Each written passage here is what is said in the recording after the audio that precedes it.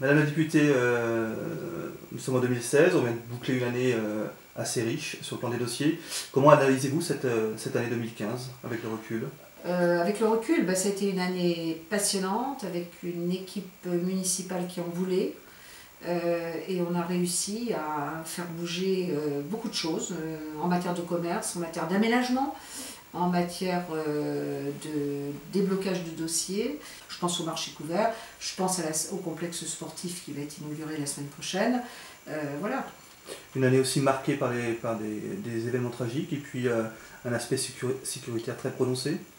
Oui, alors là c'est comme dans l'ensemble du pays, mais Sens doit savoir que nous assumons en matière municipale ce qui est de notre ressort et nous nous appuyons sur les services de l'État puisque la mission régalienne de l'État c'est d'assurer notre sécurité. Donc je suis toujours derrière et avec les services de l'État, surtout en ce moment puisque jusque la fin février nous sommes dans le contexte de l'état d'urgence, ce qui ne veut pas dire qu'il ne faut pas vivre, qu'il ne faut pas avoir d'espérance. Je dis simplement qu'un excès de précaution, c'est jamais trop en matière de sécurité. Et je pense que la vidéosurveillance qui va être mise en place là devrait améliorer de façon notable les faits qui empoisonnent la vie d'un certain nombre de ces membres.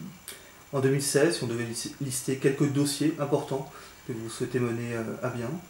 Écoutez, les dossiers de renouvellement urbain, la terminaison du centre social des Chaillots, la résolution d'une partie de la problématique ce que j'appelle les dents creuses de Sens, avec le début d'aménagement qui devrait permettre à la ville d'évoluer, et puis l'agglomération de Sens, j'oublie pas de dire que la ville est au centre maintenant d'un territoire qui va jusqu'à Villeneuve-sur-Yonne.